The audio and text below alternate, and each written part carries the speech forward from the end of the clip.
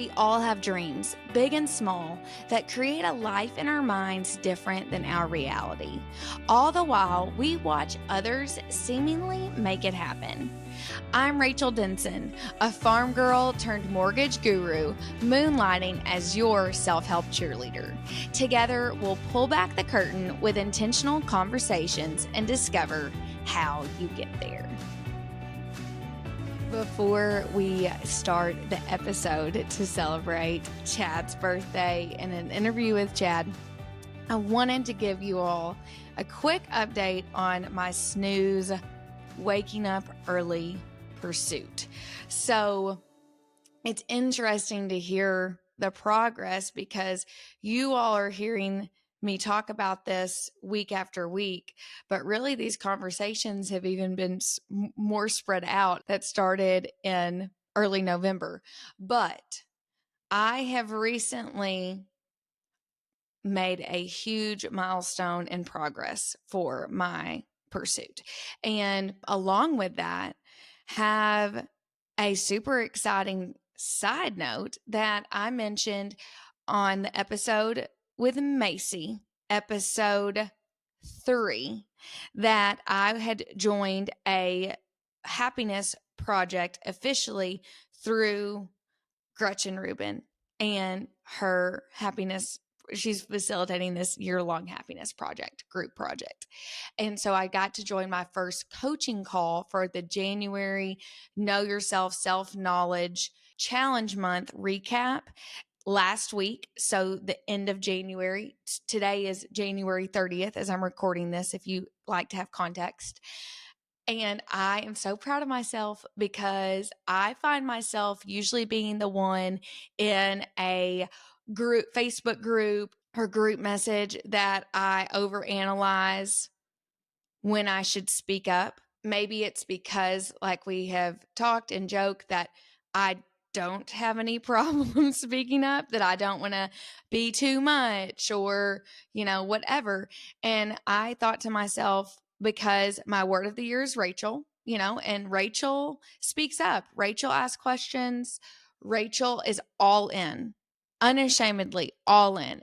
And also on the note that like I mentioned to Macy, this is the one thing I'm doing this year to really focus on education. Everything else, I'm just trying to execute knowledge I've already gained and listen to Rachel about what is next. So, because I wanted to just really be able to focus on what I'm already working on in myself, in my world, in my business, and how you get there, all things. So I'm on this coaching call and people are chatting. I'm like, okay, I'm going to start chatting. I shared my word of the year, which, I was like apprehensive about because I thought, are people going to think, like, why did this girl pick her name for her word of the year? And, it's a long explanation to like type out. So I didn't even provide context. I thought these should be my people. And I feel like people who get it will get it. And I was met with affirmation that, I needed and I enjoyed and I loved. And then I thought other people were asking questions, hopping in the chat. There was like a couple. Thought, you know what? I'm going to do it.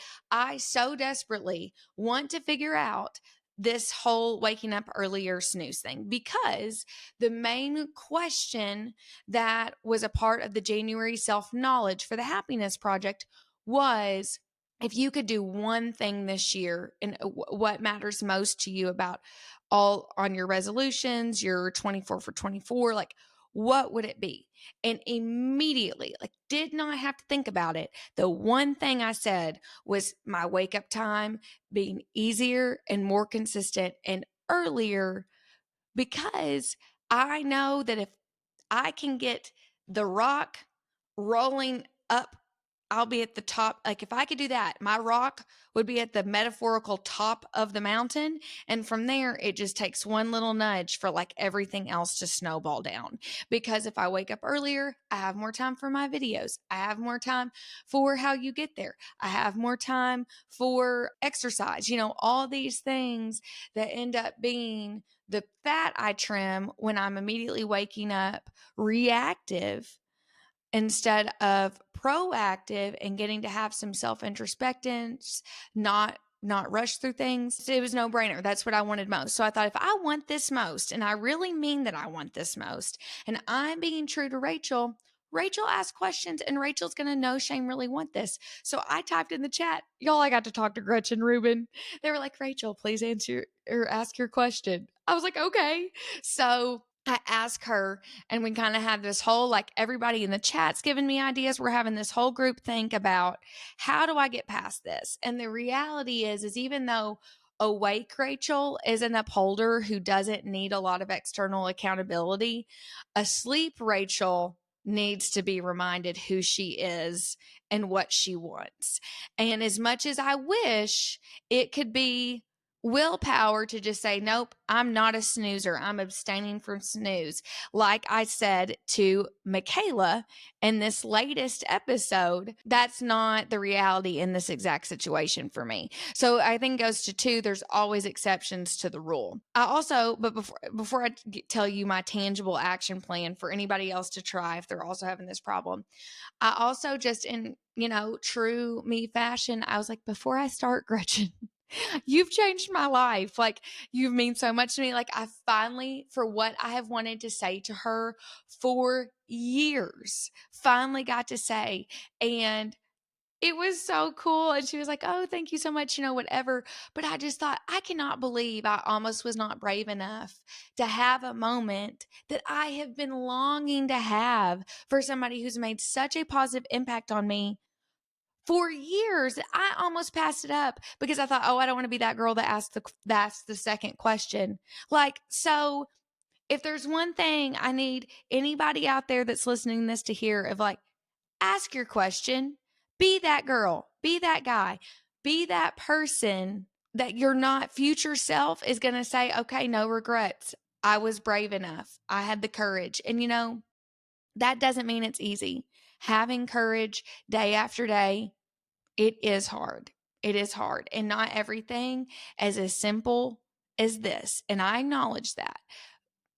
But I just wanted to share that huge win with y'all. And it's so exciting. Now, on to the tangible plan that I am seeing success on since I started this. I guess I got everything set up on Saturday. So, like, I am only 3 days in. This is hot off the press, but I'm very pleased with my progress. And I do even have some plans to tweak it. So I have an Amazon Alexa in my bathroom off our bedroom. So I have that. I have my second tool is I have a circadian light alarm clock. So, and I've had this for a while, put it up, hadn't been using it, and brought it back out. So what it does is you set it for you, it has an alarm, but then the light lights up 30 minutes before the alarm, and it's like a soft light that's supposed to like imitate sunlight. And then I also have obviously my phone with my alarms. So at 5 a.m., Alexa goes off with her first alarm. And so that means I have to be awake enough to say, Alexa, stop. And so that at least is making me like wake up enough to use my senses.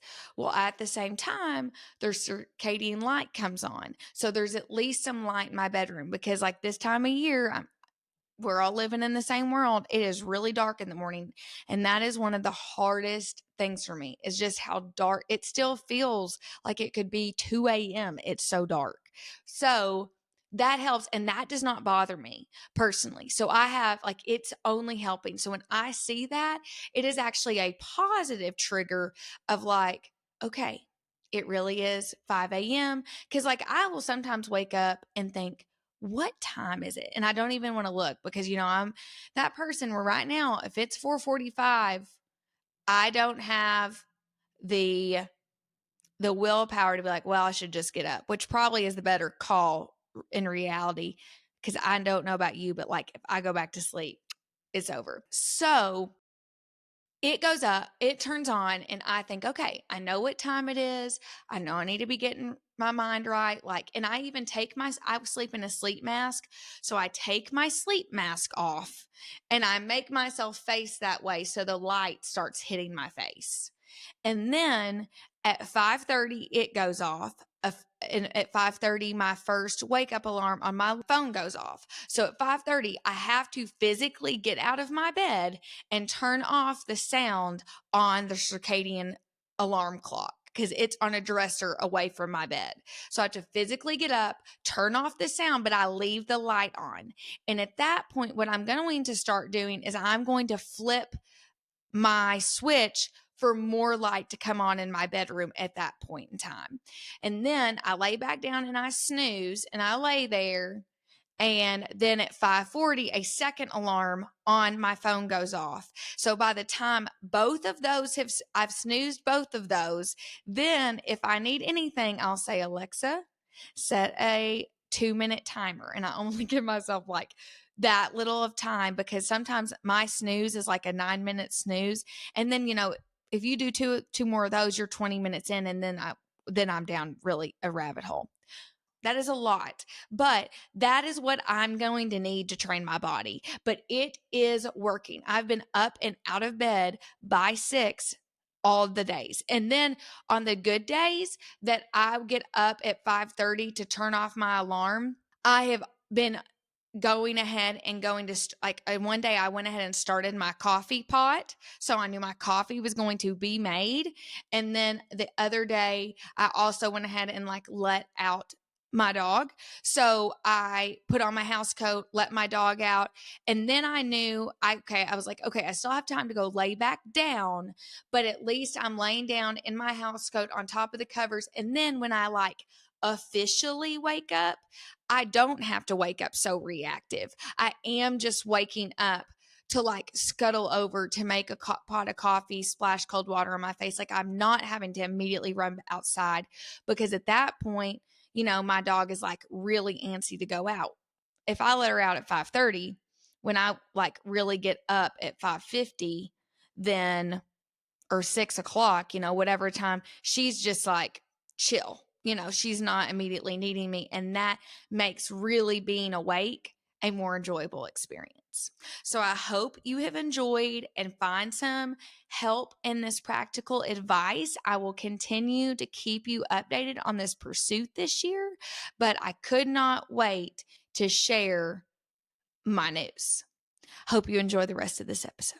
Hello, it's purple. It's working. I'm glad it's working this time. So, not going to bury the lead here. This is the second recording of Chad's episode on how you get there.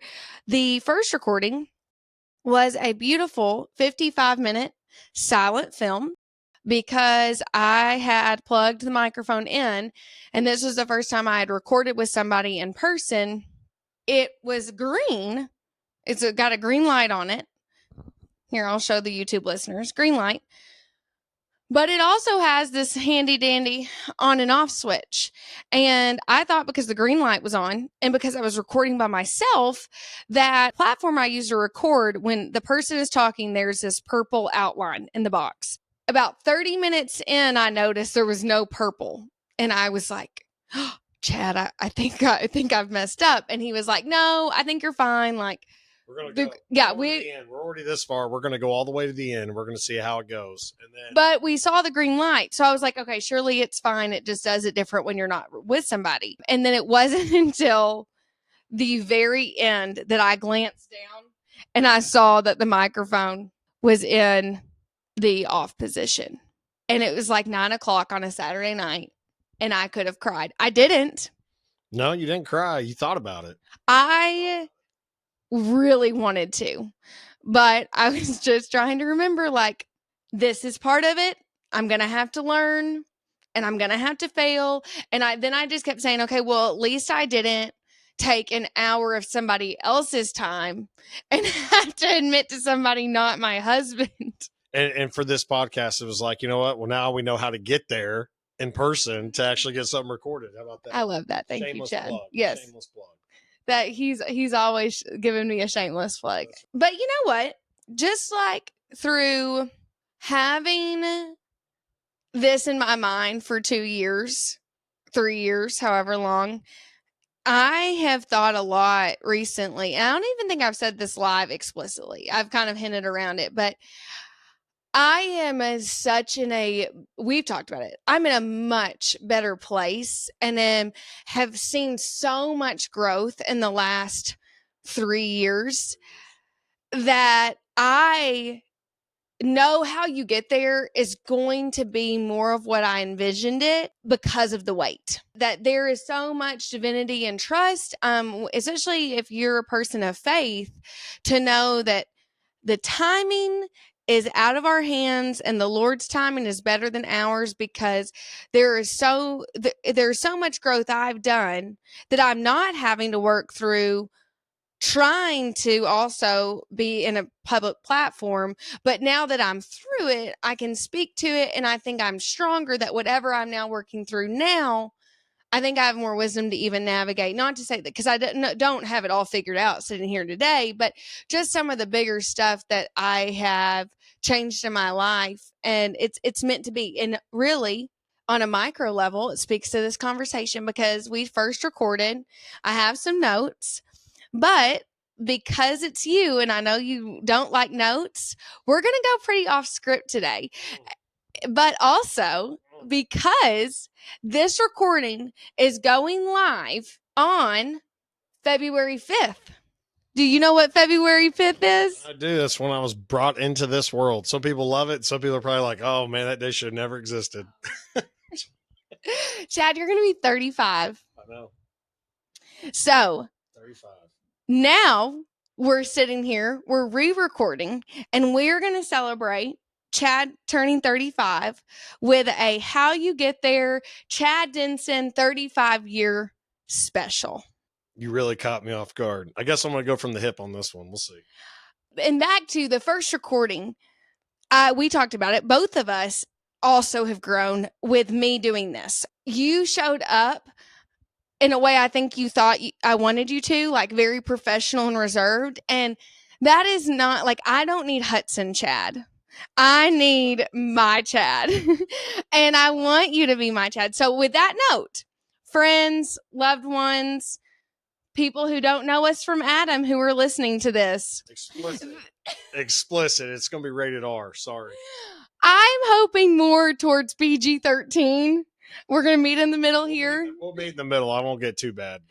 Chad is a Marine, and with a Marine comes a sailor's mouth. So there's a reason that's a saying. So just caution, beware. Maybe listen with only adult ears. If swearing is not for you, I can't make any promises. This may be one you just may need to skip. I hope that it won't be too bad. But also, you know what? I married Chad this way. I love him for exactly who he is. I do think that we can talk differently on live and still get our point across. But I got some for those that are listening to this today. You can take an over-under bet right now, and we'll pre-show that before this airs. And if you can guess whether I go over 10 cuss words or under 10 cuss words, I'll get you a gift. Not going to say what it is, but I will get a gift for whoever can guess that, and we'll see how many I have today. Whoever knows me personally will probably say over 10. Whoever doesn't know me will say under 10, but we'll see how well this goes. And I'll just be fully transparent throughout the whole time. How about that? I still would really like you to actively try to keep them to a minimum. Thank you. To a minimum. It's not a game, but I'm just saying, take a guess. We'll see. You want me, I'm going to give it. I know, but you can be you. Just a little censored. Just a smidge, please. Okay. We talked about this a lot. I am now 28. You were 28 when we met. And I vividly remember, and you do too, because this was one that this is not going to be a surprise question because we talked about it during our silent film. But when we first started dating, you took me around to go shed hunting, which for those who don't know, deer shed their antlers every year. So you can find them, what months? Like generally once, you get into February, March, April timeframe is probably a good time to go. So we're driving the four-wheeler through the woods. It's serene. We're looking for sheds. And Chad asked me, he says, what are your dreams? And I could not answer him. I'd been so task and goal oriented to that point in my life. I was 21. I went through middle school being excited to get to high school so I could do this, this, and this. And then I went through high school thinking about, okay, I need to do this, this, and this so I can get my college paid for. So then when I'm in college, I don't have to work as much. So then I can go do this, this, and this. And Chad met me after all of that had started coming to a close. We met in October. I was graduating the following May. And he asked me a question nobody had seriously asked me since I was probably a little girl, because I think I was somebody who came across like I always knew what I wanted, because I did. And I knew how to get there. I was always getting to my goals, but I truly could not answer him. I was like, be happy, get married. I hadn't thought of anything beyond that. And Chad had given so much thought to what his dream was and knew even how he was going to get there. How did you even get to that dream? Did you always have that dream? When I met you at 28, when did you start milling on that? But then also, you can kind of pull back the curtain a little bit about the fact that how you educated yourself, because you're a secret student. You maybe I don't think come off this way, but like is maybe on firsthand. I think anybody who knows you sees it pretty quickly, but you're always reading, listening, whatever you can to absorb information to get to this big goal, and you've taken me along with it. And I just would this is a space where I want us at a mutually comfortable level to tell people what we've done, because it is hard. It's not easy, but it is also something to be proud of. And I think that what you have tapped into is a good way to get to where you want to, where anybody wants to go that's a big dream that requires time, money, energy.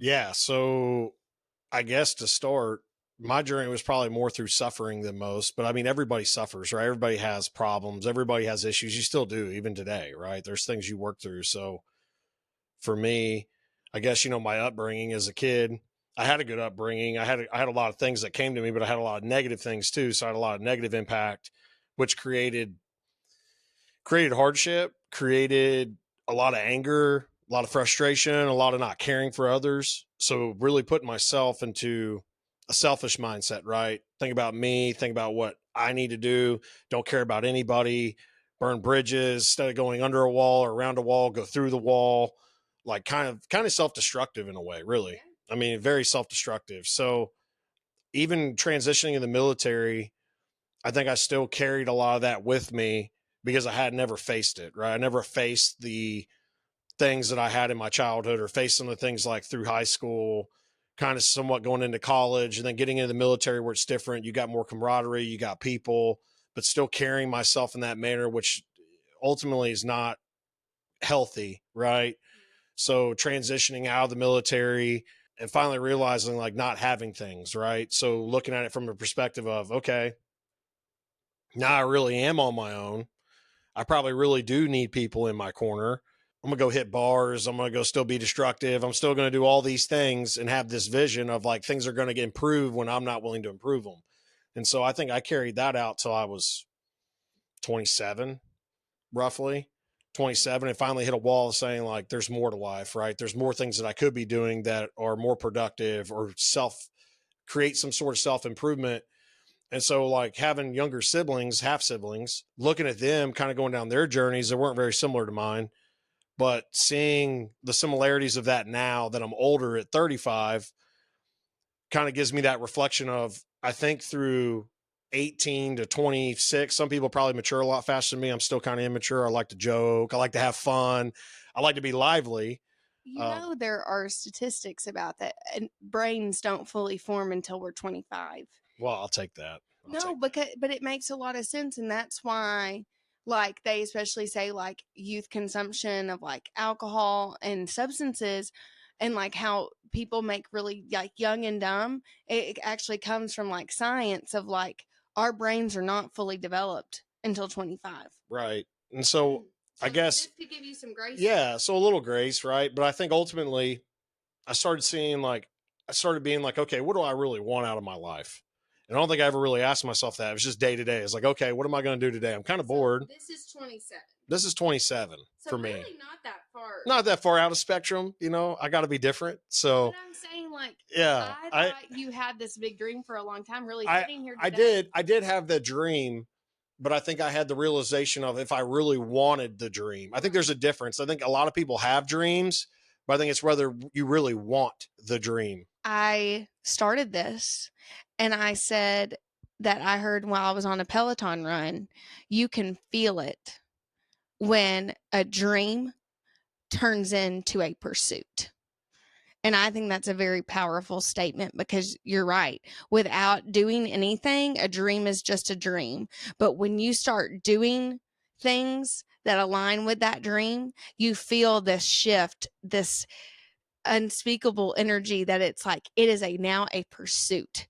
And I just love that. Yeah. And I think the pursuit's real. So like for me, it was finally like a want. Like, do I want to actually achieve my dream? Do I really want to improve myself? Because I think even though I had a dream and I thought I was living that dream, I didn't want it, right? I didn't truly want it. I was just like, hey, you know what my want was? Let's go to the bar. Let's go wreak havoc. Let's go do some of these things, and my dream will be there. Shoot, everybody wants this. It's going to happen. That's how everybody gets there, right? That's how everybody does this. So I think at 27, I realized, okay, there's a lot of things that I need to improve. I need to improve my communication. I need to improve self-awareness. I need to improve reflecting. I need to improve how I position myself with others, right? Like, what do I bring to the table? Because ultimately, that's what people value, right? They find somebody with similarities to improve. So I'm 21. You are 27, about to be 28. Because you turned 28 in February. You are still in college, a full-time boat mechanic, finishing up. The goal is to finish your master's in in 3 semesters. Right. So I had 3 semesters. Right. You are not doing anything related to ag. Right. You're a full-time boat mechanic. But that's, I was doing full-time boat mechanic and putting myself through school and trying to get somewhere. And I think a lot of it came to the connections I had. So I started outreach and started trying to align with people who were successful. Like, I realized I need to get involved if something's actually going to go somewhere, because I wasn't involved. I was just like, it is what it is. I'm just going to burn the world down. And then I'm like, oh man, I probably need people on my side or in my court in order to get to where I'm trying to go or fulfill my vision.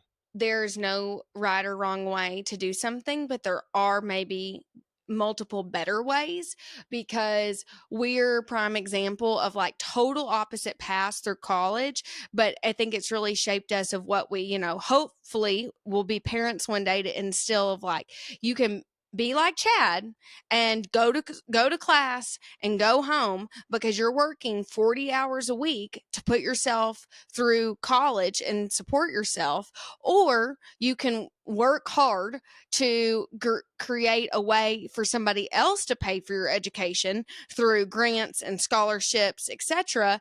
And then if you have all this free time because you have a very minimal margin of what you've got to work to live, then you do not need to squander it. And you need to try to be involved in everything and enrich your education, not just get a degree like I did. And I think kudos to anybody who can do both. There's only 24 hours in the day. So I just think like we went through and had 2 totally different educations, but also respect how both of us had to approach it different ways. But it just goes to show that, there are just multiple ways that something can shape you. Right. Or trade school, for example. So I would have, just in general. So like I debated on going back to trade school and picking a trade. And I was like, well, I've got the GI Bill. What makes the most sense? And I think I had that realization of that dream when I first went back to college, was like, okay, in order to get to my dream, I probably need to have a better education rather than getting into trade school. Right. I mean, not saying that that's not the path. I think honestly today, that's going to be a very desirable path for many, a very successful path. but for some of the goals, and those goals have changed. The goals always change. I think it was primarily, well, to just be honest, I think everybody's looking for motivation, right? So everybody's looking for motivation. I think I was looking for motivation all those years. And then I realized it's more than motivation. It's discipline. Like you have to actually live it, do it, breathe it consistently in order to get there. And I think I struggle with that. I just constantly look for something as like a motivational factor or something to kind of pick me up. But you know, transitioning out of my degree, I landed my first job in a sales role. But that didn't come easy to you. No, it didn't. Because you had graduated in what? It was almost like 6 months. Yeah, 6 months. Yeah, I mean, it was quick. Still being a boat mechanic. Yeah, it was quick. I ended up doing my bachelor's and master's in 4 years. But all I guess I'm saying is, I remember supporting you through that, and you were frustrated. Yeah. I mean, because you felt like you had tried to work on getting good connections and had done all these things, but the right opportunity wasn't presenting itself. And after you did, you worked your tail off to get your bachelor and master's in 4 years because you were doing like summer semesters and all that stuff, but you were not happy. No. You were still, there was anger there because it was like, I have done all these things. I've finally, and I think too, like you said, it was like you had finally really started kind of getting your head on straight and had like crystallized what you were wanting and everything. But it doesn't mean that it's going to be like, okay, I figured all this stuff out. Now it's just going to land in my lap. Like you still had to work as a full-time boat mechanic for longer than you wanted after you had you were a person with a master's education. And we're still turning wrenches, and you were not excited. Yeah, and I wasn't. And I think that was the realization part of it's not even just the connections. It was the perception of what I'd done my entire time. Like the people that did know me, like, that guy's crazy. That guy's different. That guy's wow. Not the fact that I didn't have work ethic, that I didn't try hard, that I didn't do the right things, but I wasn't promoting myself in a proper manner. And so it was kind of that awareness, right? That awareness of, okay, I've really got to change what I think is real and what needs to be real. And so a lot of it was like self-awareness and diving into myself and addressing those prior issues. And I think that was the biggest thing that some people don't realize. You act certain ways because of things you've been through, right? Trauma in your life, suffering, all the things that put you down. And so it creates this negativity that you don't necessarily need to carry with you to others, right? There's a lot of other things that you should be doing to help people and grow people and change. I think that's where I started finding myself was like, there's a lot I can provide. There's not a lot that I need from others. There's a lot that I can provide that will help me get from others as well. And so it's really changing my mindset of like, okay, can I bring my best self to others? And so that's what I started trying to do. So once I got into a sales role, selling ag equipment, it was like, okay, how do I help growers get there? And how do I help them improve? And that, I think that really started kind of changing my direction, honestly. Can you please give me my so Rachel wants some credit here. So I was wanting to go into like fertilizer and seed sales. I was like destined to do it. But a lot of the people that I'd known, a lot of people that I was familiar with, I saw success in, right? So it's like, hey, they're getting their dreams, like they're getting where they want to be. They're successful. This is a great route. This is a great opportunity. How can I fit in here? Like, I think I've got great attributes to bring. And as time went on, I realized that maybe there's a different path to go. I did because I entertained it. I'm not going to give you all of it. So I'll get to it. So I get an opportunity to go work in equipment sales, and I wasn't excited about it. I wasn't but I still hold on. But before that, when I did have that opportunity, I still was not excited. I still was not excited about it because I thought that there was only one way to go. So again, my self-sabotaging self back to like all those things about like, it has to be the way that I want it to be and not putting faith in something that's an opportunity. Really, I struggled with that. And I feel like everybody does. And I think the biggest reason why people don't get where they want to go is they're not looking for those opportunities because they're like, oh, well, I'm only going to be good at this. And this is the only thing that I want. When in reality, that other opportunity could present something so much bigger. But I also think that you are undeniably good at something that you were correlating with this old you that like, and I say this with love and like pride, like you are a gearhead, like you're all, like you can figure stuff out, you're working on stuff, like your brain works like a mechanic engineer's brain. So let's talk about that though. But So when I first went to Donley's, I hadn't wrenched on anything. So that was a self-realization for me. So like I grew up doing it. I grew up working on things. I grew up fixing things, but I'll never forget, and I'll plug it, Donley's Marine. When I first went there and was working, I had some setbacks there. Like I was making some mistakes because I just didn't care. I was just like, oh, I'm here. It's a job. It's an opportunity. I didn't put my best foot forward. And one thing that Bill said to me, and this like ignites me, and I've kind of figured out how to feel myself, is he was like, you're like putting a square peg in a round hole. And I was like, dude, what? And he said that to me that day. And after that, I started listening to what he was telling me because I wasn't doing it at first, right? I was always just still, again, I was forcing stuff. Like you said. Yeah, I was just forcing. I just going through the wall. I'm going through the wall. So I was like, I don't need to listen to this guy. Well, I'm just going to do what I've always done. And it wasn't working. Like I wasn't exceeding. I wasn't doing well. Right. But I didn't care about his opinion. I was like, this dude just called me a square peg in a round hole. Okay. I'll shoot a square peg in a round hole. So then I created this like fallacy in my head that everybody's like out to get me and like motivating myself to be the best. And I feel like I showed that through my time and tenure with Donley's. And I learned a lot through that too. I learned about honesty and trust and openness and the things I never had because I never really had that. I never had a fallback. I always just relied on myself. You were bound and determined to be in seed and fertilizer. And I kept telling you, you are a gearhead. Like, why do you not want to be in large ag equipment? You would be perfect to sell this because you can actually talk the talk. And you were resistant. I just think because you were so ready to shed this old skin. Well, I think so, but I think ultimately because I didn't know anybody that had success in it. And that's fine. And so, but that's what that's right. But listen, I will. You were in my ear. You were in my ear. There you go. There you go. Look, she's happy now. But I think how do people resonate with that? Well, I didn't know anybody that was successful in it. So I'm like, that's not successful. Why would I want to do it? And I think a lot of people do that. They look for somebody that's successful in a field and they're like, that's the field I have to do because that's the only way I can be successful. They resonate with people where they see success and don't try to drive their own narrative and find their own path. And I feel like I didn't know that I was going to be where I am today. And I'm very blessed and thankful for where I am today. And I've worked very, very hard to get to where I am today. Some people don't see all the late nights and all the things I do, but I think that's the glory behind the success. And I think there's a lot of people who speak about that today openly, right? And people look at it like, oh, he has a Ferrari and a Lambo. What does that guy know? He just hit it big. No, we do not have a Ferrari and a Lambo. Just to aim that out there. But I will say I will never buy a Ferrari or Lambo. I have no interest in it because I don't think that measures success for me personally. That is not saying that's a bad thing. If that's what you want, go get it. That's just not my vision personally.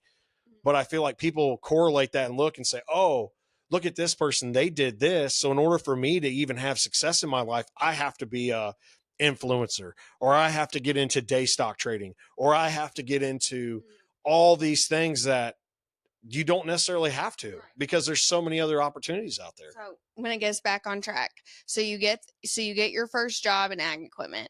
It is at this point, you're like, I think I need to take the job. Like, you're like, it's the job I'm being offered. I need to take it. So you move. Yeah. So I moved to Missouri. Yeah. And so this is what it's almost like. I graduated in May of 2017. You graduated the following December of 2017 with your master's. I'm in Bloomington, Illinois, working a job that I was very unhappy just in all around. Want to be back to you. Get to the point where some stuff had gone down that just was breaking points for me, and realizing like I didn't want to be somebody who quit and gave up, but I just thought like, why do I not want, like, who is telling me that this is the path of like the right path, the glory, the one you're supposed to be on. And so finally I got because I was in a lease that I couldn't get out of. And so it was like, now I was trying to find jobs back in Murray near you and couldn't find a job, but I was even to the point where I was like, I will find a job and live with you or live with my mom. And so I can pay a rent. And where's my, what did I say? Just pack up, move. Right. You're done. So finally, but I got my apartment subleased. And so then I'm like, okay, finally can get out of this apartment lease, but I'm still not going to move back without a job. So I had made arrangements with a dear friend that was going to give me a place to live up there. Shout out to Lisa. I was like, I'm going to stick this through until I can find my next move. And I was getting my nails done on like a Friday night, and you called me. You were like, just pack up. Like, why are you doing this to yourself? Like, I'm going to get emotional. You're like, just come home. So I was like, okay, like I needed that person in my corner to tell me like, it is okay. Just leave. And I'm just so grateful that you knew I needed that permission. Whether you should or shouldn't is kind of like irrelevant, but it's like, I think that's just what's important for people in your corner, that sometimes like you have to know what somebody needs to hear, even if they ought to need it to make their call. Like, that just is a part of it sometimes. So I finally moved back. This is one of the most friction points in my whole life too, because it was my dad came to get us, or to get me. You and my dad drove up, and it was March. It had not been bad weather in months. It was bad. And it was a total snow storm, and my dad was a champ. He got this U-Haul like through U-Haul was a mess. We had to drive to 5 different U-Haul locations. We drove through ice in a freaking U-Haul. It was terrible. Right. Terrible. And then you and Dad, like, I've never seen two people move so quick to get all my belongings out of this apartment. So we got me home the same day. So I'm home. I decided, like, at that point, I was like, I wanted to be with you. I wanted to marry you. I was very at a conflicting point too, to even move in with you, because that was not the way I had been raised to think that was okay. And that's a whole nother conversation. And it just was the choice we made then. But nonetheless, it's like there's so much turmoil in our lives. Like, we have gone distance. We've not seen each other. You're unhappy because you're not. Like, it's been 5 months. You have your master's. You're still just doing your same thing. And then finally, so I move home to get together. And then finally, you get this job in Southeast Missouri. Yeah. It's a huge part of our story, right? Because there's turmoil and bad decisions and just everything in general. Like distance, just right. Doing what we have to do to work and get where we want to be. Well, I think the biggest thing too. So that was a pivoting point of kind of where I'm going down my journey, or like what I'm talking about is. So I tell you to go ahead and pack your stuff. Don't worry about all the things you can't control, but like I can help. I'll help. Like whatever I got to do to help. Like I can barely make it on my own, but I'll help you however I can. So just pack your shit. Let's go. Stop messing with whatever's going on. We're going to start over. Fresh slate. We're starting over. Everything's new. Everything's different. And so I think my journey through the equipment business, the biggest thing is I had success with it. And I think it was ultimately because of the customers, one, that gave me that opportunity. First and foremost, they gave me the opportunity. They put trust in me to help make decisions and learn and realize that obviously me being new into that industry, I wasn't very keen to things. I mean, I caught on very quickly and did very well, but it kind of goes back to that point of like, people helped me. And so I needed to help others. And I really think that that's the key to anything, is to have to put yourself around people who are going to help you and grow you, because that's my career. Like, yeah, did I work hard? Yes, I worked hard. I did. So, obviously I focused on trying to build company shares, right? So focused on growing volume of sales, promoting product, all those things. But ultimately I never lost sight of why I was doing it. I was doing it to help somebody. I wasn't doing it to help myself. And I think that now that I'm in the role I am in today, which we'll get there, it's like I can continue to help others. And so I found this side of me that like I really take enjoyment in, because now I have people that I can mentor, that I can coach, that I can build, that I can grow. And I think that's ultimately what I was looking for. Regardless of the industry I'm in, I think that's what I really thoroughly enjoy. I enjoy coaching people. I enjoy bettering people. There's still some personal struggles there that I have with that because I don't take time for myself. So I think that's kind of further on down in the conversation. But I was just going to pipe in and say, though, like, I just don't think it can go unsaid that you didn't expect to get the business just because you showed up a couple times. Like, that's like, just like you said, like, you are so grateful, and as you should be, that these customers were willing to give you a shot to form a relationship with them. But also, like, it just goes, truly back to, I guess, the time and true cornerstone of, like, don't let somebody outwork you. Because I mean, that is truly, like, you didn't just say, like, okay, I'm here for you. It was, no, when somebody went down in the field, you were greased up working on it 10 o'clock at night with them. And I just think that just speaks to anybody that, especially that is in a sales driven role, of, you can't say, oh, I'm here to support you, check the box, like, I've talked to you this week or whatever. It was selflessly a season of sacrifice. I mean, you're 100% in your personal life of, like, saying, I'm truly putting these people first. And by putting these people first, I am putting my family first, because I am making myself have a brand, a book of business, a, like, reputation that shows who I am with somebody. And there's, like, nothing replaces time.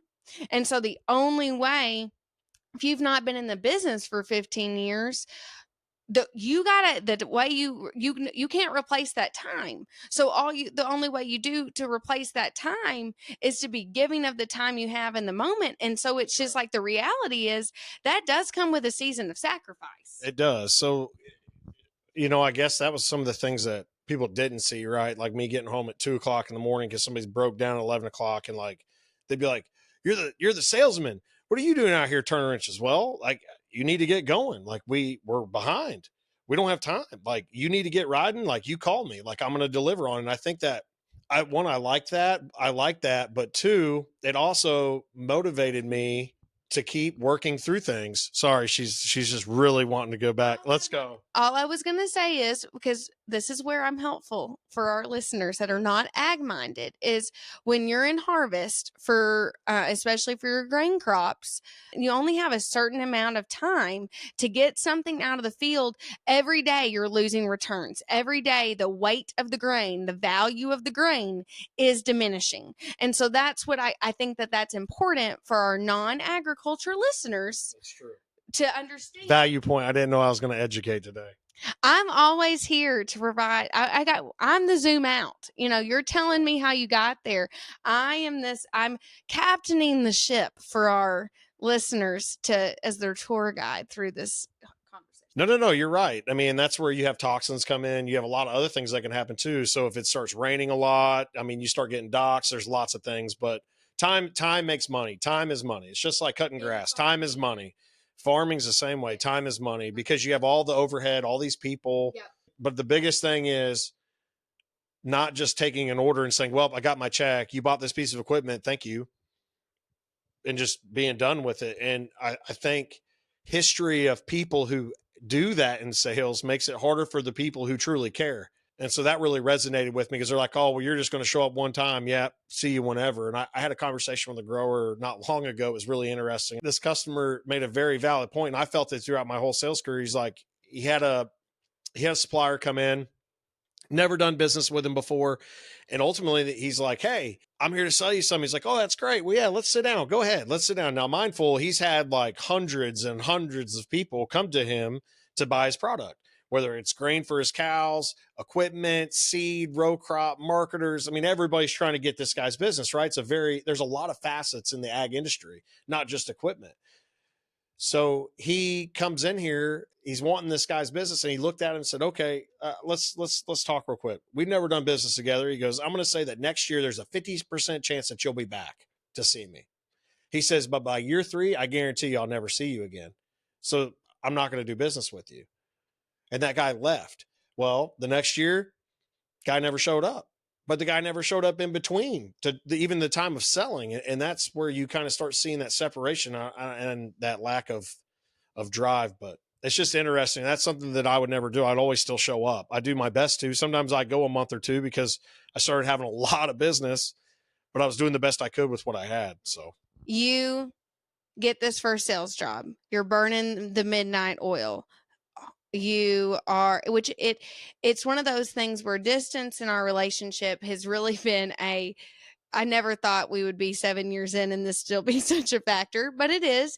But it is kind of it's a blessing in disguise for us, at least, because I think we have wielded it to be our friend when it comes to the respect of burning the midnight oil. Because it's like, okay, well, we're not in the same place anyways. So I think there's less resentment when it's like, well, you're not home and I moved. Like if I would have moved to Southeast Missouri, because I was thinking about that. And it's really such a blessing that we were just like, nope, we are just going to stay. Like, I'm going to stay put. You got to go do your thing. Like we've done this since for almost a year. We had a 3-month break. We can do it again. But it allowed you to really focus on what you needed to focus on. And, sometimes is for what we are so like-minded in our goals and our drive, we can respect that of each other. That it's like, that's why we love each other. That's why we're a good pair. So it's like, you can't want to have, and this is going to be very cheesy, but I just think it's a good analogy. You can't want to have a Kentucky Derby racehorse, but be mad that you can't go on leisure rides because the racehorse is training. It's like, nope. Like when you have that kind of partner, if you love that about that kind of partner, you got to let them go do their thing. Like that's what makes them this person. So you're doing that. You absolutely blow things out of the water. You're working for a minority brand in the world of large ag. It's not one that's well known, and you are like whooping people that are should be keeping business because of the color paint that they're selling. And you get to a point, I remember this vividly too. We're driving down the road, we pass one of these dealerships, and you look at me and you say, I think they're going to call me and they're going to offer me a job because they're tired of me whooping on them. And sure enough, that happens. So then this is July. It's the summer, and we end up getting engaged around the same time. So it's like things are going good. We just had renovated our first condo together. It was my Nana and Papa's last home together. And so we had renovated that. You are selling a green paint. And so selling John Deere. Yep. So you're selling John Deere, and you now are tasked with getting more market share for a company that's not around here in a kind of like the rivalry line area. So it's like where this company and the other company meets. So they've got more competition is where you've been tasked to go. And once again, yeah, the hard part with that too. So we had no brick and mortar. There's a river separating it. So you have to go across 2 bridges. It's an hour and a half away. It's not easily accessible. Had a great history a long time before the company that I chose to work for took them over, but it was because of lack of presence, lack of effort, not shaming anybody that was in the role before me, but it was very challenging. So no records of sales. And rightfully so, because of all the constraints that you just said. So we're living in the same place, but now you're working the territory is like an hour-ish away, but the techs, the equipment are 2 bridges and a state away. And so you are working through all of these new logistics. But once again, I mean, I think you love a task that they say is impossible. So, well, I thought that was well. So when I first started, I was like, "Oh, okay, this is great. I'll be back in West Kentucky." And obviously, everybody wants to sell you ideas of like, "Hey, we got this great market. We have these great things. Like things are going to be tremendous." And then you get in, you're like, "Oh, wow, you don't have phone numbers. You kind of have addresses. You have some history. Oh man, this is a mess. Okay, I got to cross rivers. Company policy's a lot different." So now I'm having to learn new systems. I'm having to learn new equipment. I'm having to deal with a lot of different things. So the first year, I really just spent driving around, creating routes, making sure that I was at least there saying hi, relevant, supportive, trying to help find gaps. And I think the first thing I realized is, and some people take for granted, where the gaps were. Like, precision support is pretty good, but only in certain areas because you can't be everywhere at once. Things are hard to get to, and people are trying to rely on others. But ultimately, that first year was just kind of building that market, just getting around. So then realizing what the competition was like, because there was 4 salesmen in that area compared to just myself. I'm not going to steal Chad's thunder on the dream, but part of knowing how we get to this dream is real estate. So Chad is doing all this driving. Chad is listening to all these podcasts about real estate and all these things. And I'm at this point transitioning into a role in mortgage. We've had this great opportunity that we're blessed with because of just, like the way my family's kind of, stuff shook out, was this opportunity to get our feet wet renovating an inherited property after my papa had passed away. And now you were like jonesing to do it again. Right. So we've got 2 new jobs, both have brand new career. You're in the same career, a huge step up in job and expectations. I have started a new career in mortgage after my failed ag career. That was a heartbreaking, thing to walk away from. My small stint in finance, that was interesting to say the least. Yeah. And then finally got this fresh start in mortgage where I'm in your shoes. I am trying to build up my reputation as a reliable person to get a home loan from, and the world shuts down. It's COVID. And so we're trying to get married in October. I'm about to have a nervous breakdown about this job because every single loan I got, which this is a whole podcast note of mine, is to kind of dig into like how funny. Well, also, but how funny is it that it's like I was helping people get home loans and I every single minute was afraid I was going to mess something up because I really, almost in a little bit of a scary sense, had like no idea what I was doing. Right. And I had great people in my corner that was checking me along the way, but still at the end of the day, it was my name on the sheet, and it was my customer. It was the client experience I was providing. Every single loan just felt like it was going to be the end of the world. Right. If it went south, because everybody was telling me, if you will just do your job and do what you say you're supposed to do. Am I bothering you? No, keep talking keep talking about you on my birthday podcast. Keep going. Love to hear it. Chad, you wanted me. I'm giving you me because I got to pick at you. I'm going to call you out. Okay. Keep going. Keep talking about you. I'm going to. Are you speechless? I'm just kidding. I know I had to lighten it up a little. Keep going. Okay. I feel like this is going so good. It is going good. I'm not messing it up. All I'm trying to say is... It's important. This is important, though. All I'm trying to say is we're trying to both support each other. I think we're both feeling like we are like every single encounter with both of our jobs is so important. Like we are at least people that see how important the foundation of something is. Whatever metaphorical something, the foundation is what you're building upon. And we're both trying to build career foundations.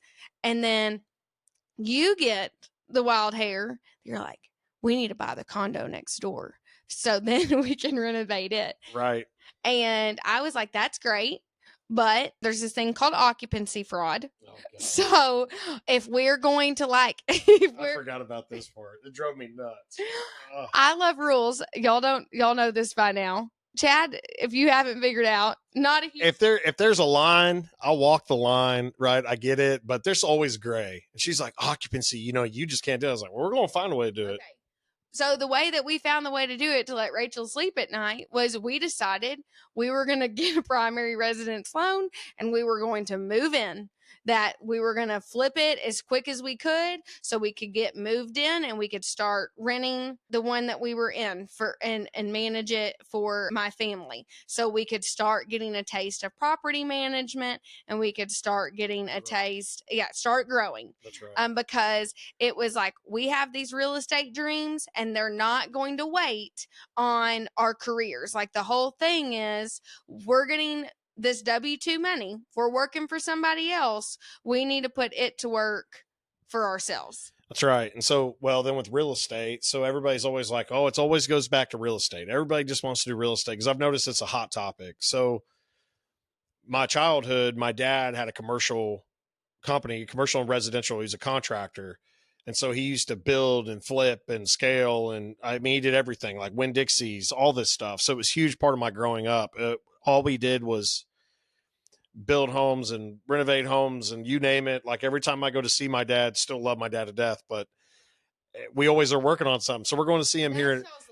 That's our love language. You just go work on stuff. So like now we're going down there in February. He's like, hey, we need to be digging these stumps out with this new excavator. You're going to love it. We're going to dig out with this excavator just because he wants to get his stumps done. He can get some free labor. Right. So I've always joked with him like, I'm free labor. I'm cheap and easy. So it's a joke, but yeah.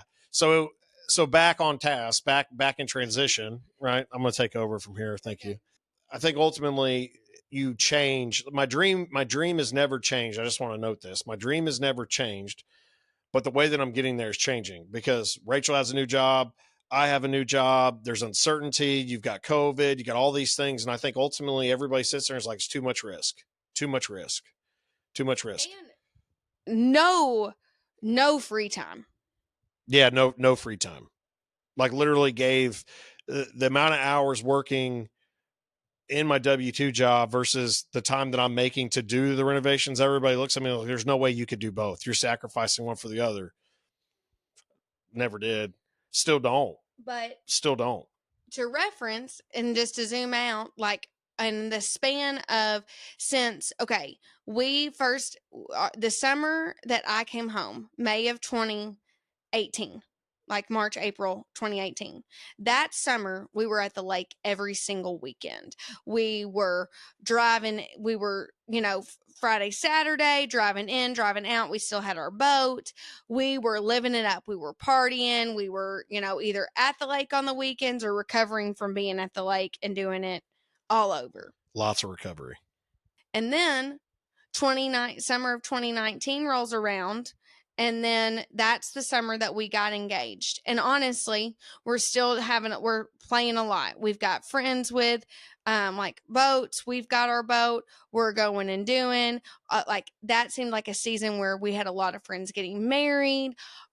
We finally, I giving us some grace. It's like we're finally both making some money. We're together and our friend, like we're able to actually hang out. And so we're getting nowhere. And also we're both in jobs at that point in time that we don't love. And if I had to offer advice to anybody else listening to this, if you are in a job you don't love, use all that extra energy and brain space to start pursuing what you do love. It was like we just were both really, and I don't want to speak for you, but I know I was just kind of like, none of this is working out the way I thought. I'm working to live. Like I'm punching in, watching the clock to 5. I'm stressed about a job I don't even like because I couldn't turn off the fact that I still wanted to excel, even though I really didn't enjoy what I was doing. And so on the weekends, I was just like blowing steam, and it was really, and it was this unhealthy cycle. And we're done with this, but I also really wanted to be engaged, and I really wanted to push forward to that point. Like, once again, everybody, and it's keeping up with the Joneses. Like, everybody around us is doing these things, and it is hard. But then it was like we had this shift at the end of 2019 when we started working on our own place. And then especially, COVID was probably such a blessing because some of those social options got stripped away, that we really started to realize, like, and you really pushed me to this, we cannot wait to do this. And our age difference has been a blessing too, because you have already been at that point. You're like, I'm 30, I'm ready to get to this, Yeah, and I'm tired of doing the same old, going to the lake, partying, wasting time. Not saying you can't go and have fun. We still do. We still do today. It's just more incremental fun. I want to get to this is the whole point. I got really sidetracked there. But all I was going to say is, probably since 2020, I bet I can count on two hands how many times we've been to the lake. That's yeah, absolutely. Yeah, that's all I was going to say. We pretty much cut that down. We were there every weekend to stripping that back, and maybe twice a year. Yeah, and I think some of the hard part is, like, too, from a friend's perspective, like, it's hard to keep up with friends and doing things too. So we're putting all this time and energy into our W-2. We're putting all this time and energy into building the real estate portfolio to try to get to where we want to be. So it's kind of like we're sacrificing some things now to get to where we want to be later. Not that we didn't make time. We were still making time. It just wasn't as consistent. It wasn't every weekend or every other weekend. It was like we go out once a month. We still try to make time for ourselves to go on vacation. It's a balance. It was a balance. But I think it really stripped away, and it showed us, like, if we have any spare time, we want it to be quality time spent doing whatever we're doing. So it's like, and this is not the right fit for everybody, but I do think that it really speaks to, is for young people trying to strengthen a marriage, of like, how much time are you spending with a group of friends compared to, like, really having the quality time with your spouse? Because I know, like, you are my best friend, and I would take, if I had to pick, like, I'm picking, half a day with just you than half a day with 8 other people, even though they're people that, like, we love dearly, because it is my priority. And I think that you realize too, quality friendships can be nurtured, just like I've talked about on this podcast. There are so many quality friendships that are nurtured through the power of, like, thankfully, technology that we have today. Instead of saying, okay, let's go spend a whole, like, neither of us have a whole day to spend together. So if we don't have a whole, like, because other people have their lives going on, it's not just like, this is, we're talking about us because we can only speak to us, but and that goes back to the 25-ish time frame. I think really speaking to, like, 25 to 30, you're seeing your life and your friend's life are all evolving, and all of a sudden it's like, oh my goodness, all of us actually have other stuff, like, we're prioritizing that we need, and we're all not just, like, getting together to just haw around for a full day because we have nothing else to do this weekend.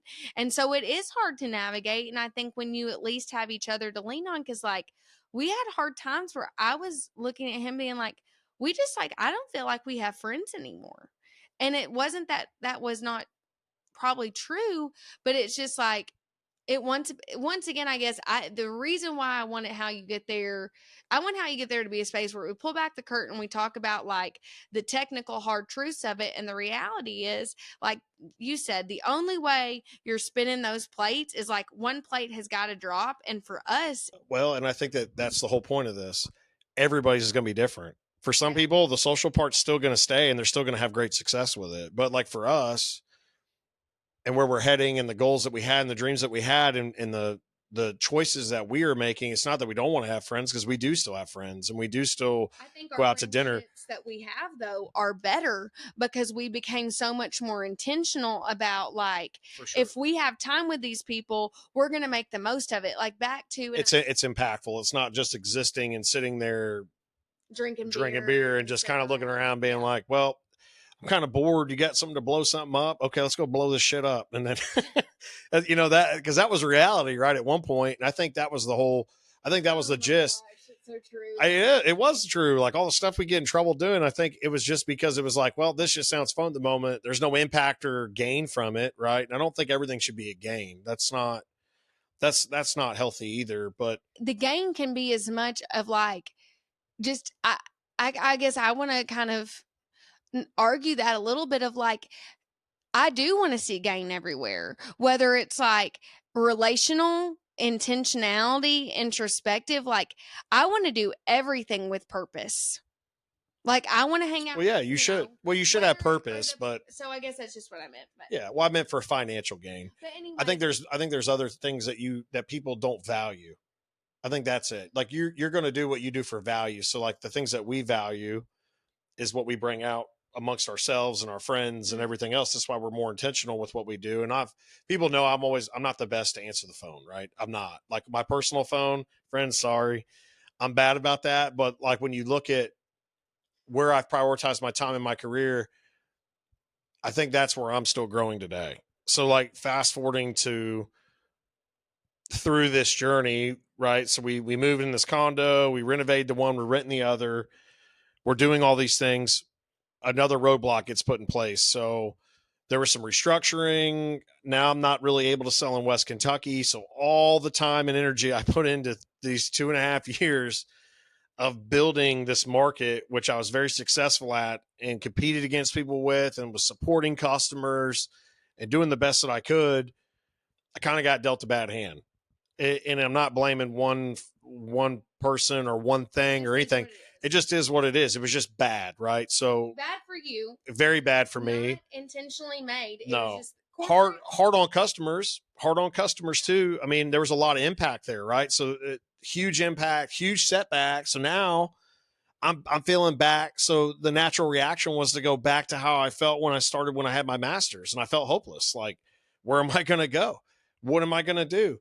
So I was dabbling in foliar fertilizers and having some success there with some of the things going, but it's like, do I really want to do that? I don't even know what I want to do anymore. Like maybe I want to get out of the equipment business. I think I just think I'm done with this journey. I think I need to go do something else. And so in doing that, I started reflecting. I was like, you know what? It's been different competing against people. It's been different doing these things. And I told my wife the one day, I was like, I'm going to call somebody who's in charge of everybody that I was competing against. And I'm going to talk to this guy. I'm going to vet all this emotion out of myself because I'm kind of pissed off. So long story short, where I am today, the company that I work for today, I went through some conversations, went through some talking. Basically, I wasn't very interested in being in the equipment business at all necessarily. I'm saying that politely because I don't want to paint a bad picture because there was no bad intentions or ill will there. It was just where I was in myself. You get burnt out. It's just burned out. It's just like, was just a waste, but ultimately was awarded an opportunity to be over everybody that I competed against, which in retrospect, I was like, well, okay, that's different. Didn't expect that. But I was like, well, I wonder how I can provide value.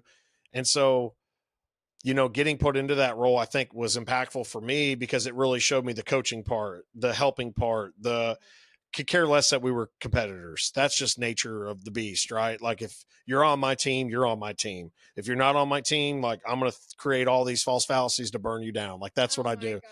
That's what I do. I talk like you could be the nicest person in the world, but in my mind, like that dude just talk crap to me. I got to win. I got to beat him. Like that's just me. That is my mindset. So just to clarify, it's not that you're doing it like you're spreading these false fallacies. It's like you're saying in my head. You make this internal monologue of like this, like, and that's what motivates you. 100%. Just like when I was competing against that same team, I was sitting there like, what did he say to me? He didn't say anything to me.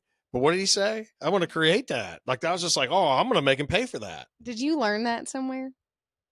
No, just motivated me. Okay. I didn't know if like that was because you listen to a lot of these like motivational. Well, like, so now, because Jocko wasn't big then, Goggins wasn't big then, some of these other podcasts, which, well, I know you don't, shout out to them. But big thing is listening to their mindset. And I think that comes back to how the military is. Like you create this picture in your brain that motivates you, but you have to have the discipline. Ultimately, it's not really, because I'm not a big believer in motivation. That's temporary, and they would say the same thing. And I'm not saying I align 100% with them, but I do in a lot of things. It's just easy to relate because of my life experience, and I think that's why everybody's unique, because life experiences shape you. But ultimately, I do that a lot. I still do it in my role today. I'm like, what that dude say? That what was that? They're gonna beat a who? And it ain't gonna be me. You better pack a lunch. That shit ain't gonna happen. And that's what I do. And that's what I do to myself too. Like if I feel like I'm letting myself down in an area of my life, I challenge myself. Like, who's this weak piece of shit in the mirror? And then I grind it. I got to quit now. I'm not even over 10. I'm not even over 10. It makes her uncomfortable. This is the opposites that attract, right? So, but for real, I look at myself in the mirror sometimes and I say that. It's important to note this because I think that's what's kept me motivated. But not only that, I have this vision or this dream that I'm chasing, but ultimately it's changed. Right. So it's like, I have to do these things to see success. I have to do these things to get money. I have to do these things because I want to get there. And it changed. It's evolving.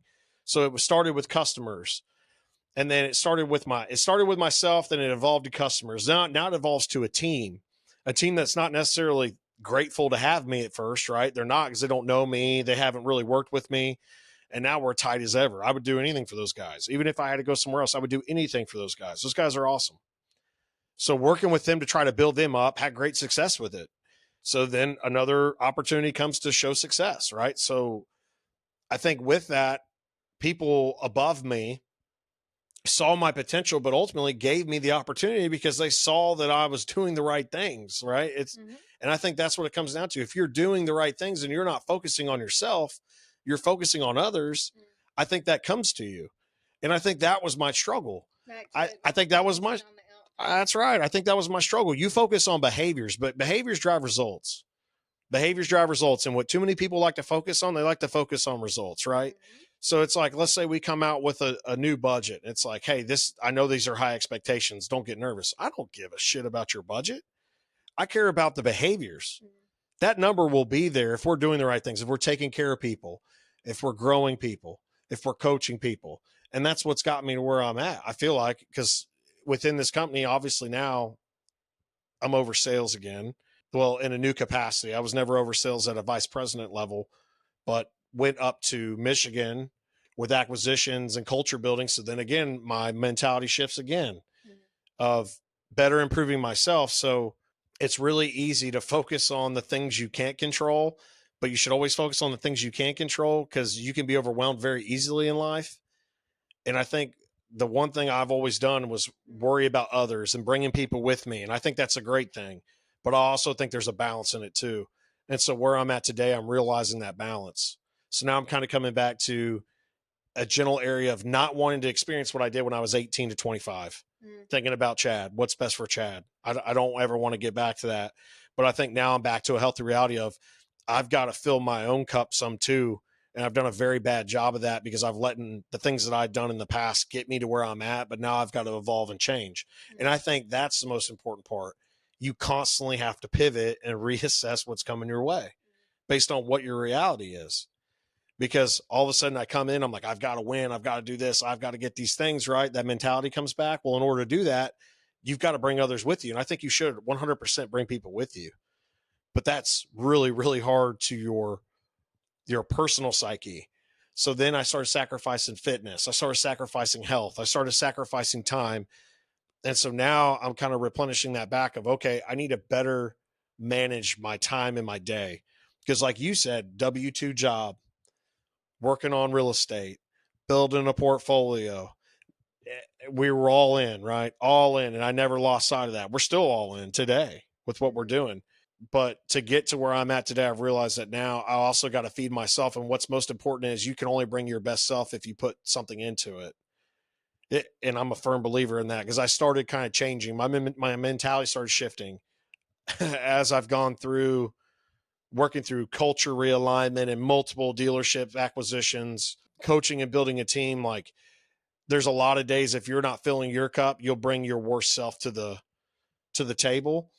And when you're at a level that I'm at, not saying that I'm at an epitome level or higher than anybody, but when people are actually looking toward your direction and you're not fulfilling your personal self and you're bringing that negativity, you'll start seeing it, because now all people are feeding you is that, hey, you know what? You were right, man. This is bullshit. This sucks, blah, blah, blah, whatever it is. Right. And it's like, whoa, hold up. I've got to change that, especially as a leader. Not saying that that was a real thing, but I could see how easy when people are looking toward you and looking to drive there, or people look toward your direction, especially in a higher position, you have to be very cognizant of what you do. And I think that that's important to know where I've gotten and how I've changed. Because I think that I'm in a different mindset now than what I was 2 years ago to 3 years ago to 4 years ago, but how I built to where I'm at. I think it's important.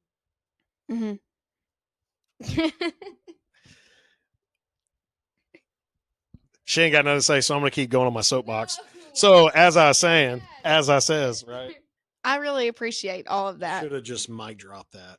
I appreciate all of that. But I guess back to, some technicalities.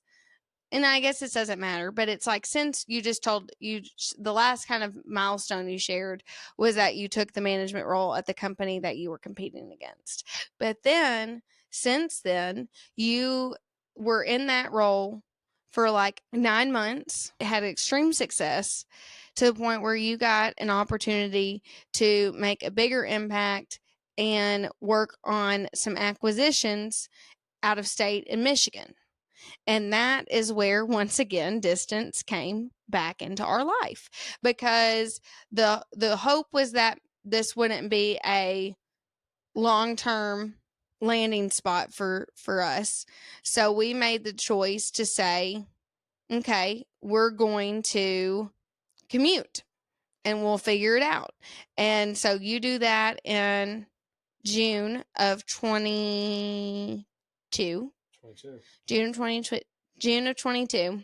And then, funny enough, in September, I got presented a really good opportunity to make a change for my mortgage career. And I joined a private mortgage company and left the big bank world to be able to just, for a plethora of reasons, that was better for me, better for my clients, better overall. And had more change in that like moved me financially. I was like previously off of a base pay with a commission structure.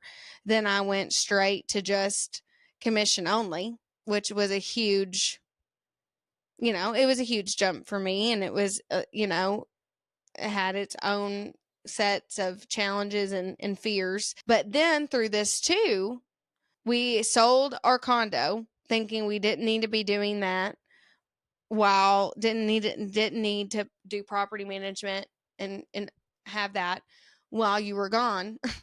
And then it was like, what, 2 months? Not even, yeah. 2 months. We start getting the itch again to go to do something. We moved your mom out too. Oh yeah. Got your mom to move out of the house. Got another condo in the same building for her. Then we turn around and get a triplex. I mean, So then we found a threeplex, purchased it.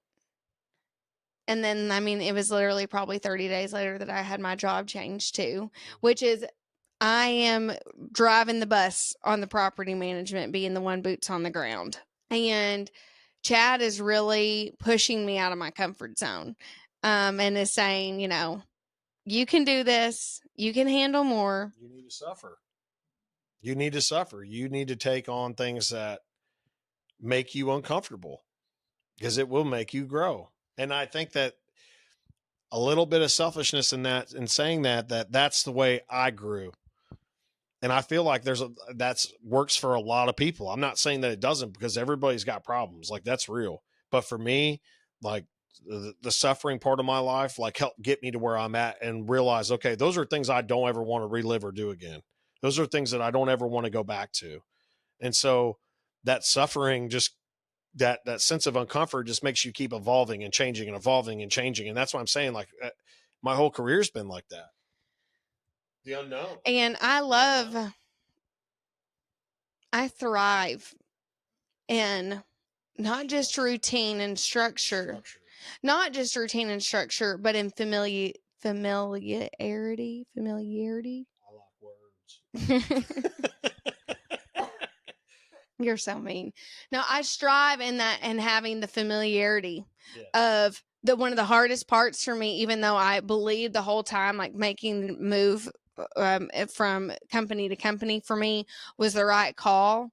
I was so ready to just feel like I knew what was going on again. And it was like, especially in mortgage, like I kept trying to tell myself I was just like, if I can get through these first 9 months, just I'll feel like I know more, that like that layer will be gone, like it will be okay. And I mean, we were just kind of, and this is just where I think it is so hard to balance wanting the reprieve of finally hitting a stride and finally feeling like we're figuring stuff out. And then you sacrifice that because the right opportunity comes along. And I mean, that's just been this has been the rinse and repeat story of our growth personally, because it was that, then it was like, okay, so not only do you have a new job and you're commission only, but also you've got a threeplex to manage all of a sudden. I'd never managed more than one renter. We inherited some renters, so it was people we didn't know from Adam. We'd never rented to people we didn't know. I was having to figure all this stuff out. One of them was empty. It was a crap hole that we had to renovate. So I'm trying to manage a project that we're having to sub some stuff out. We're working on it when Chad comes home. So, I mean, we're working probably until midnight on the nights that Chad's home. We live 30 minutes out of town. We're going back and forth. It was not fun. But because we did that, and then we had an opportunity to purchase a duplex, so now we've got a duplex as well. We finally are sitting, and it's, 10 years later, A way different place. In a very different place. And I think we are living out portions of the dream that you envisioned. And now that we know more of what we're doing, back to me, at least for me, there's comfort and familiarity of like, okay, this property management, owning investments, risk. One of my old bosses told me, people ask like, how did I get here? And one of the things I told him is like, you can't be afraid of debt.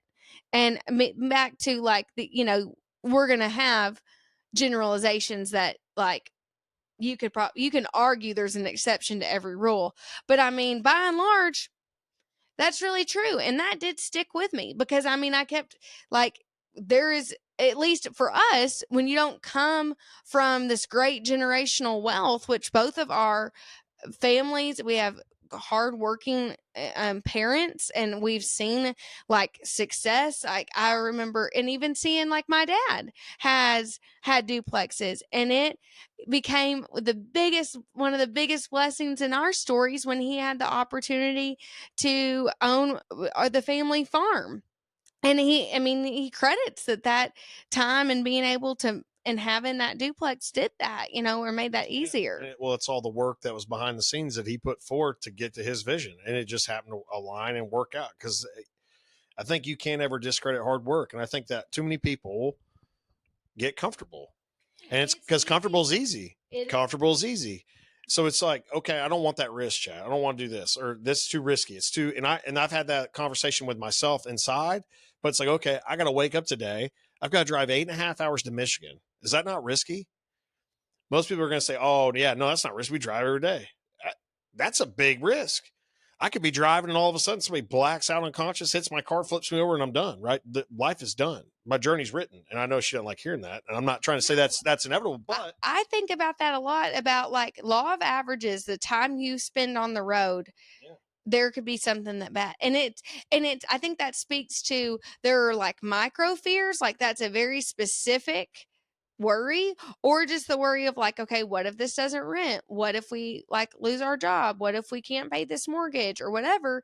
But it's just like, well, there's no reward without risk. And like for what we are trying to build, debt comes along with that. That's just what I was getting at, is like, that has to be a part of our story. And I mean, that's where, and I think me being in the profession that I'm at, I've said this before on how you get there, but I think debt is one of those things that it's a tricky thing, and it's a tool that can quickly be turned into a weapon that's inflicts wounds on yourself, or it can be a tool that you wield to make you better. But you're playing with fire a little bit if you don't know how to handle it. But because you encouraged me, you read Rich Dad Poor Dad, you said you need to read this book, and I read it, and it really that is for anybody trying to get into real estate, it really makes I think that's the start. I think that's just to shift your mentality of like, what are you doing? Mm-hmm. Like, do you understand that money can work for you? Because everybody's such a consumer. And so I feel like that changes your mindset a little. And I think that was impactful. But like, back to the thing, okay, I can lose my job any day. And everybody's like, oh my God, that'd be terrible. It'd be awful. I'm going to move on. I've done it before. I can do it again. I mean, if you're that type of person, you've never lost your job your whole life, kudos to you. But that's real. I've had it stripped from me before, and it's led me down a new path, a new journey, new opportunity. And I'm thankful for that because people recognize my value, but I've got to bring my best self forth. Mm-hmm. And I think that's super important. You just need to bring your best self forth. Mm-hmm. You need to have hard work. You just need to keep trying. And it's worked for me. And I'm not saying I'm perfect. I'm by no means perfect whatsoever. Most people would be like, well, of course you're not, Chad. It's like, well, yeah, no, I'm not, but I try really hard. I try hard to bring my best self. I try hard to relate. And I think that's where I'm starting to get this new sense of enjoyment in my life, to getting to my dream, is how many people can I impact and bring with me on my journey? And I can't bring everybody, but who can I at least plant seeds with to help better their life and better them and empower them to make their own decisions to go do it? Yeah. Because I think a lot of it's just comfort. That's what it is. It's easy. It's like, you know what, if I just go home and I kick it here at the house, I got my dog. And for some people, that's great. For some people, they love that. For me, I don't like that. I don't want that. I like being uncomfortable. Uncomfortable makes me feel like I've got new challenges in my way, and I like challenges. I want that in my life. Now, in our relationship personally, I don't want that. I want us to be comfortable. I want us to be happy. Do we find uncomfortable topics? For sure we do. That's easy, right? It's like me picking at her. That's what I was picking at her earlier. It's like, oh, let's talk about you today on my day. It's almost my birthday month. See, I get a month. I don't just get a day. So to wrap us up, I guess, 10 years later, it's 10 years of work, and it still feels like, are you going to speak to what you want? Are you going to speak it out? The vision? Mm-hmm. Not yet. Okay. Something I was always told, you don't talk about your personal life. You don't talk about religion. You don't talk about your next move. And I don't want people knowing my vision. Not yet. Your next move. My next move or my vision. Yeah. Or my vision. Not next move. No, I'm not changing my career yet. No, I'm not leaving where I'm at. But just my next steps into getting to where I'm at. I think it's still changing. I think where I want to end up is there, but I think the way I want to get there is changing. It's not that I don't want to share it because it's some secret sauce, because there's definitely nothing secret about me, but definitely something that I want to get to at some point. Fair enough. Because I already know there's going to need to be a part 2 with her. It's coming. She's not going to leave me off the hook. Well, you officially are on the hook for this one. I'm really grateful you sat down with me, and I am glad that this second version is really different than the first one that we recorded. I was less than 10 cuss words. You're welcome. Was I a better listener this time? You said I cut you off last time. Yes. Well, and I have some stuff that you are going to have to come back for part 2 on, because it's stuff that I want to talk about, really with just you. But I want to wrap us up on a little bit of a lighter note. So a self-care tip that Chad and I want to give you, you know what it's going to be, is if you have never gone and taken a vacation, if you're very invested in your work like we are, it can be easy to let, like I say, I have to tell myself all the time, like, work is not the Lord of my life. Like, the Lord is the Lord of my life. Like, I have to, and sometimes I have to speak that into like what I'm wanting in that day, how much energy it gets, how much stress it gets. But one of the ways that we have learned is a cure for actually getting unplugged time is like going to some place that unplugs for you. So that can be, I think anybody is probably relatively close to nature that you don't get any service. And sometimes you have to let the power just be totally stripped from your hand and invest this year in trying to take a vacation, whether it's 24 hours or a week, whatever amount, half a day even, go somewhere that you can go do something, bring a book, fish, hike. And it has to be more than 3 days, because it will take you 3 days to get everything that is on your mind out of your mind. It's got to be more than 3 days. That's really where the life change really happens, because we went on our 10-day trip to Montana, both of us, with talking with each other, really talking while we're driving, and I think I talked about this on my episode with Macy. I know, and this was going to say earlier, you've been saying some things and I love it, because we're totally opposite, but you are literally saying things that I've already said on how you get there, and I know that you don't even know that because you have not listened to I haven't listened to one podcast, by the way, so this is not me driving. And I don't even plan to listen to my own podcast. So if you want to write negative comments toward me, throw them. Don't even care. Don't give a I'm just kidding. Oh my gosh, Joel, seriously, cut that out. Seriously, no. Sorry.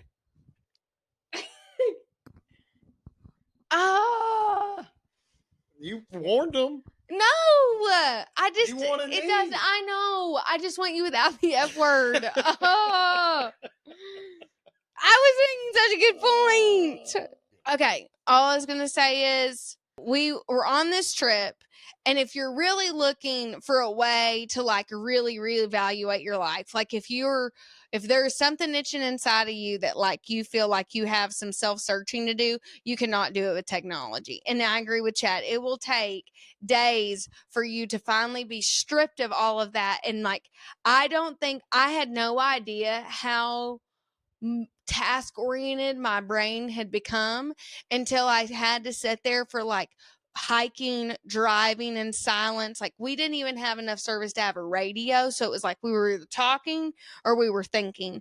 And it really, I credit that trip for us being here and me actually having how you get there, because it is really it's like everything was stripped away, and it was it was life-changing. It is life-changing, and you need more than 3 days.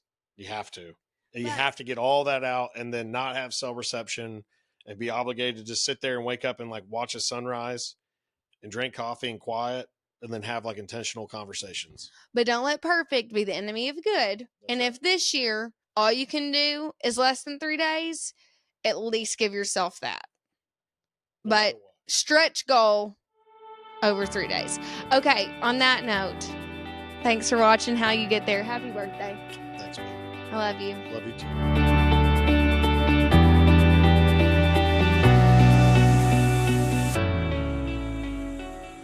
Thank you for joining me this week. I hope this episode met you where you were at, and it's given you your own clarity on steps forward for how you get there.